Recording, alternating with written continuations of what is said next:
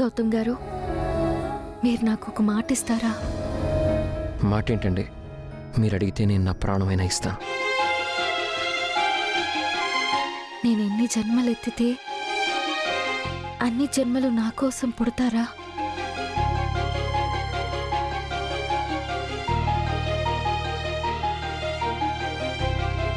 నా కోసం మా అమ్మలా పుడతారా?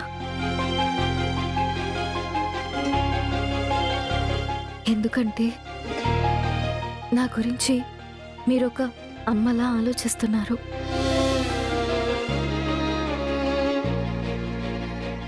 ఒక మగాడిలో అమ్మతనం ఉండడం చాలా అరుదండి. మీరు నిజంగా అద్భుతం.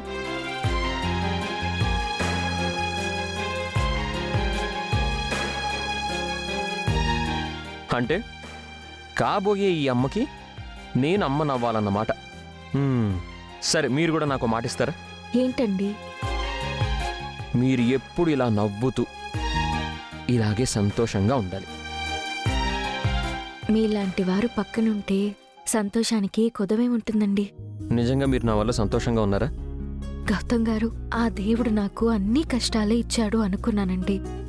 మీ రూపంలో నాకు అపురూపమైన సంతోషం కూడా ఇచ్చాడు. ఆ సంతోషాన్ని రెట్టింపు చేయాలంటే మీరు ముందు ఈ గోరింటాకు పారాన్ని పెట్టుకోవాలి. సరే, ఇవ్వండి. నేనే పెడతా. మీరు పెడతారా? ఏండి, మీకు గోరింటాకు పారాన్ని పెట్టడానికి నేను సరిపోనా? ఇప్పటికే మీరు నాకు చాలా సేవలు చేశారండి, మళ్ళీ ఇది కూడానా? ఇది సేవ కాదు, నా సంతోషం. మీరు కాదనకండి. అయ్యో వద్దు గౌతమ్ గారు, ఎవరైనా చూస్తే బాగోదు. ఎవ్వరు చూసినా నాకే ప్రాబ్లం లేదు. మీరు కూర్చోండి. ప్లీజ్ గౌతమ్ గారు, మీరు అక్కడ పెట్టండి. మీరు నేను కూర్చోండి. పెట్టుకుంటానని చెప్తున్నాను కదా.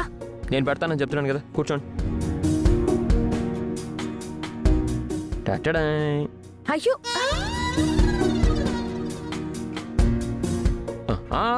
కదలొద్దు.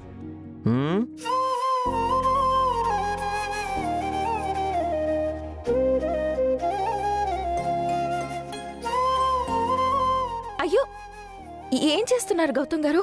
వద్దండి.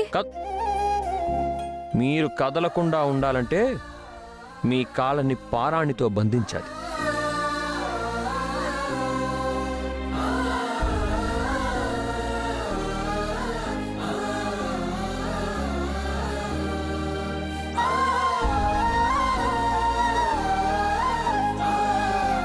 చెప్తే వినరు కదా.